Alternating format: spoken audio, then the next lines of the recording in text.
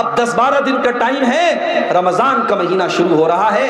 آئیے اس آنے والے رمضان کو اپنی زندگی میں ایک بہتر چینجنگ کا ہم مہینہ بنا لیں۔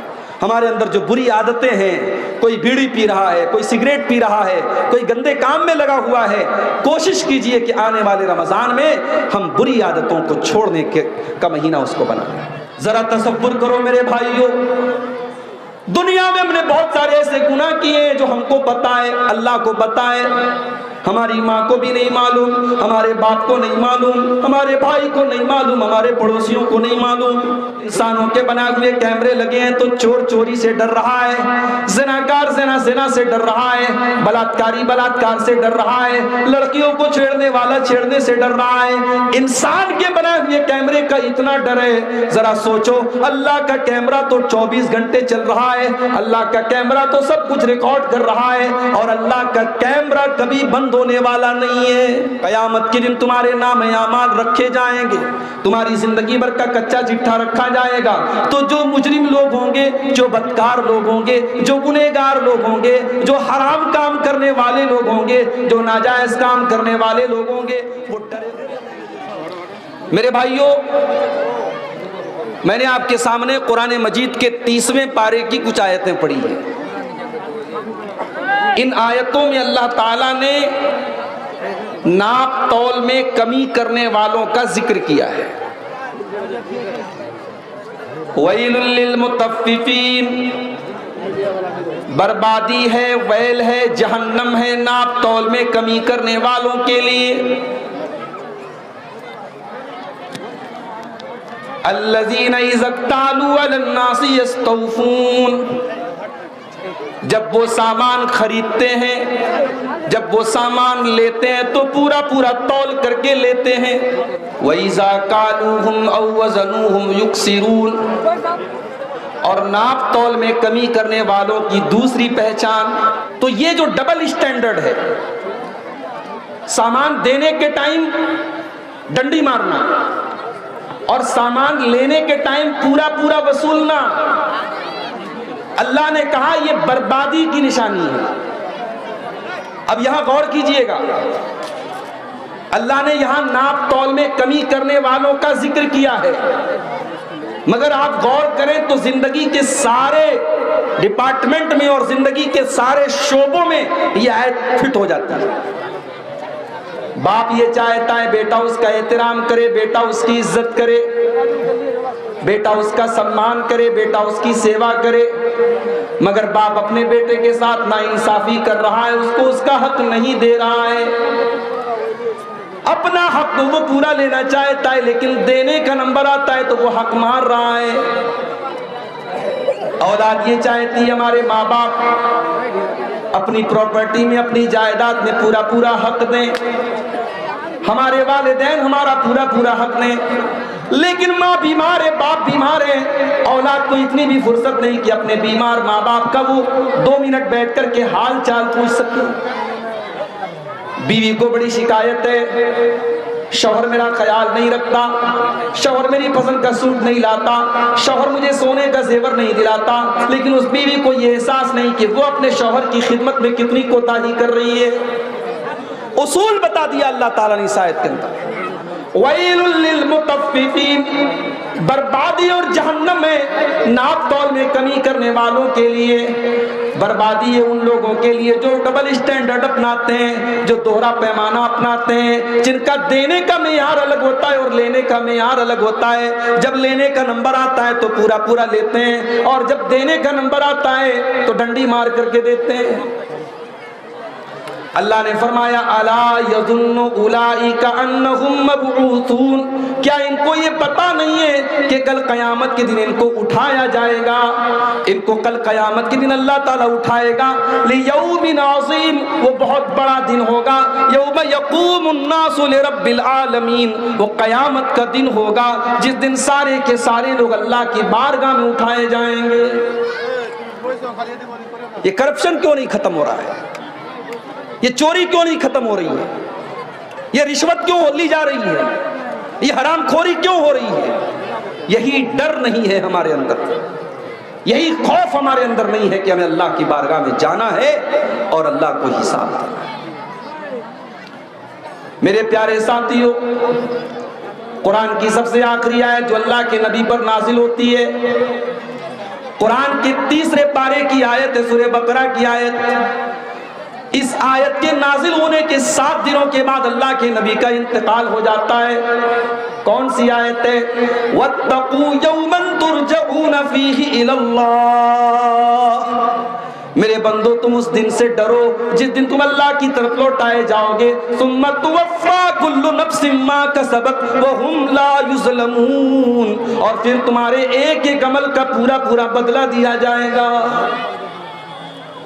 دنیا میں زمین ہڑپ لو، دنیا میں لوگوں کا مال کھا لو، دنیا میں چوری کر لو، بے ایمانی کر لو، لیکن آخرت میں ایک ایک پائی کا حساب دینا پڑے گا۔ اللہ کے نبی فرماتے ہیں، صحیح مسلم کی روایت ہے، لَتُؤَدُّنَّ الْحُقُوقَ إِلَىٰ أَهْلِهَا، او لوگو تم قیامت کے دن ہر حقدار کو اس کا حق دے دو گے۔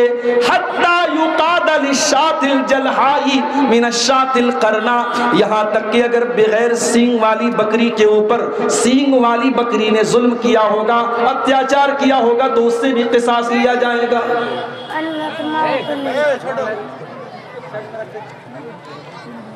ظلم کرنے والا یاد رکھے کہ قیامت کے دن اس کے ظلم کا پورا بدلہ دیا جائے گا۔ دنیا میں ہم نے کسی کا مال ہڑپ لیا، بدلے میں ہم مال دے سکتے، زمین ہڑپ لیا، زمین دے سکتے ہیں، کسی کی عزت پر ہم نے حملہ کر دیا تو بدلے میں معافی مانگ سکتے ہیں، مگر اللہ کے نبی فرماتے ہیں قیامت کے دن نہ تو روپیہ کام کرے گا، نہ پیسہ کام کرے گا، نہ زمین کام کرے گی، نہ جائیداد کام کرے گی۔ قیامت کے دن کی کرنسی اگر ہوگی تو نیکیاں ہوں گی اور گناہ ہوں گے۔ نیکی اور گناہ اس دن کرنسی بن جائیں گے۔ جس کا ہم نے حق مارا ہوگا ہماری نیکیاں اس کو دے دی جائیں گی، اور جب ہماری نیکیاں ختم ہو جائیں گی اور پھر بھی کچھ حقدار لوگ باقی رہیں گے تو اللہ کے نبی فرماتے ہیں ان کے گناہ ہمارے اوپر لاد دیے جائیں گے۔ میرے پیارے ساتھیوں، اگر آج یہ ڈر اپنے اندر ہم پیدا کر لیں کہ ہمیں اللہ کے سامنے کھڑے ہونا ہے، اللہ کو حساب دینا ہے، اور وہ دن ایسا ہوگا جس دن کوئی راز نہیں رہے گا۔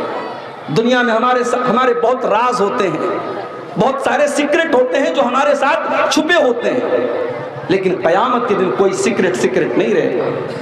یوم تبلی السرائر، قیامت کے دن سارے کے سارے رازوں کا پردہ کھول دیا جائے گا، سارے کے سارے سیکرٹ کھول دیے جائیں گے۔ تم نے بند کمروں میں جو گناہ کیا ہوگا، تم نے اکیلے میں جو گناہ کیا ہوگا وہ بھی سامنے آ جائے گا۔ تم زبان سے اگر جھوٹ بولنا چاہو گے، الیوم نختم علی افواہہم، اللہ تعالیٰ تمہارے منہ کے اوپر مہر لگا دے گا، وتکلمنا ایدیہم وتشہد ارجلہم بما کانوا یکسبون، تمہارے ہاتھ گواہی دیں گے، تمہارے پیر گواہی دیں گے تم نے کیا کرتوت کیے۔ پیر گواہی دے گا، ہاتھ گواہی دے گا، موبائل چلانے والوں یہ انگلیاں گواہی دیں گے، تمہاری آنکھیں گواہی دیں گے تم نے کیا کیا دیکھا، تمہارے کان گواہی دیں گے انہوں نے کیا کیا سنا۔ حتی اذا ما جاؤوها شہد علیہم سمعہم وابصارہم وجلودہم بما کانوا یعملون، قیامت کے دن تمہارے کان گواہی دیں گے، تمہاری آنکھیں گواہی دیں گی، تمہارے بدن کے چمڑے گواہی دیں گے۔ وقالوا لجلودہم لما شہدتم علینا قالوا انطقنا اللہ الذی انطق کل شیء، انسان اپنی چمڑی کو دیکھ کر کہے گا کہ تجھے بولنا کس نے سکھایا، تو کیسے بولنے لگی، تو انسان کی چمڑی کہے گی اللہ نے ہم کو زبان دے دی۔ یہ قیامت کا دن ہے، اس دن دودھ کا دودھ اور پانی کا پانی ہوگا، اس دن سچ اور جھوٹ کا پردہ فاش ہوگا۔ دنیا میں مجرم بچ جاتا ہے رشوت دے کر کے، وکیلوں کو خرید کر کے، لیکن قیامت کے دن مجرم بچ نہیں سکتا ہے۔ اللہ نے فرمایا قرآن کے 29ویں پارے میں، یومئذ تعرضون لا تخفی منکم خافیہ، قیامت کے دن تم اللہ کی بارگاہ میں پیش کیے جاؤ گے، تمہارا کوئی بھی عمل اللہ سے چھپ نہیں سکتا، کوئی بھی عمل چھپ نہیں سکتا، تم چھپا نہیں سکتے اللہ کی بارگاہ میں کچھ۔ دنیا میں سب سے خطرناک ترازو مانا جاتا ہے سونار کا ترازو. ہماری عورتیں جو ناک کی نتھیا پہنتی ہیں، جو کان کے اندر بالی پہنتی ہیں، بڑے معمولی وزن کی ہوتی ہے، سونار کے ترازو پر اس کو رکھ کر کے سونار بتا دیتا ہے اس کا وزن کیا ہے. وہ 1 گرام کی بھی نہیں ہوتی، وہ 1 گرام سے بھی کم، آدھا گرام یا 1.25 گرام یا ٹکڑا گرام ہوتی ہے، وہ بھی بتا دیتا ہے ترازو سونار کا. میرے پیارے ساتھیوں، اللہ تبارک و تعالیٰ قیامت کے دن ایک ترازو رکھے گا، جس ترازو کے اوپر ہمارے اعمال کو تولا جائے گا. وہ ترازو کیسا ہوگا؟ اللہ نے فرمایا وَنَزَعُ الْمَوَازِينَ الْقِسْطَ لِيَوْمِ الْقِيَامَةِ فَلَا تُظْلَمُ نَفْسٌ شَيْئًا وَإِنْ كَانَ مِثْقَالَ حَبَّةٍ مِّنْ خَرْدَلٍ أَتَيْنَا بِهَا وَكَفَى بِنَا حَاسِبِينَ. قیامت کے دن ہم انصاف کا ترازو رکھیں گے، اور ایک رائی کے دانے کے برابر بھی تم نے کوئی عمل کیا ہوگا اس ترازو پر سامنے آ جائے گا. ذرہ برابر تمہاری کوئی نیکی برباد نہیں ہوگی، ذرہ برابر تمہارا کوئی گناہ برباد نہیں ہوگا. جانتے ہو آج بڑے بڑے اسٹیشنوں پر کیمرے لگے ہوتے ہیں، ایئرپورٹ کے اوپر کیمرہ، بڑی بڑی دکانوں میں کیمرہ. یہ کیمرے کیوں لگے ہوتے ہیں؟ یہ کیمرے، ان کو کہا جاتا ہے سی سی ٹی وی کیمرہ، ان کو کہا جاتا ہے سیکیورٹی کیمرہ. کیمرے کا مقصد یہ ہوتا ہے کیمرہ سب ریکارڈ کر رہا ہے. اگر چور آیا اور چوری کر کے بھاگنے لگا تو کیمرہ اس کو ریکارڈ کر لے گا کہ کس نے چوری کی تھی. میرے پیارے ساتھیوں، یہ انسانوں کے بنائے ہوئے کیمرے آج چوری سے بچا رہے ہیں. انسانوں کے بنائے ہوئے کیمرے لگے ہیں تو چور چوری سے ڈر رہا ہے، زناکار زنا سے ڈر رہا ہے، بلاತ್ಕಾری بلاತ್کار سے ڈر رہا ہے، لڑکیوں کو چھیڑنے والا چھیڑنے سے ڈر رہا ہے. انسان کے بنائے ہوئے کیمرے کا اتنا ڈر ہے. ذرا سوچو، اللہ کا کیمرہ تو 24 گھنٹے چل رہا ہے، اللہ کا کیمرہ تو سب کچھ ریکارڈ کر رہا ہے، اور اللہ کا کیمرہ کبھی بند ہونے والا نہیں ہے. انسان کا کیمرہ تو بند بھی ہو سکتا ہے، خراب بھی ہو سکتا ہے، اس کا سسٹم فیل بھی ہو سکتا ہے، مگر اللہ کا جو کیمرے کا سسٹم ہے وہ کبھی فیل نہیں ہو سکتا. وَإِنَّ عَلَيْكُمْ لَحَافِظِينَ كِرَامًا كَاتِبِينَ يَعْلَمُونَ مَا تَفْعَلُونَ. ہم نے تمہارے اوپر کرامن کاتبین کو ریکارڈ کرنے کے لیے رکھ دیا ہے. تمہارے ایک ایک عمل کو وہ ریکارڈ کر رہے ہیں، تمہاری ایک ایک ایکٹیویٹی کو وہ لکھ رہے ہیں.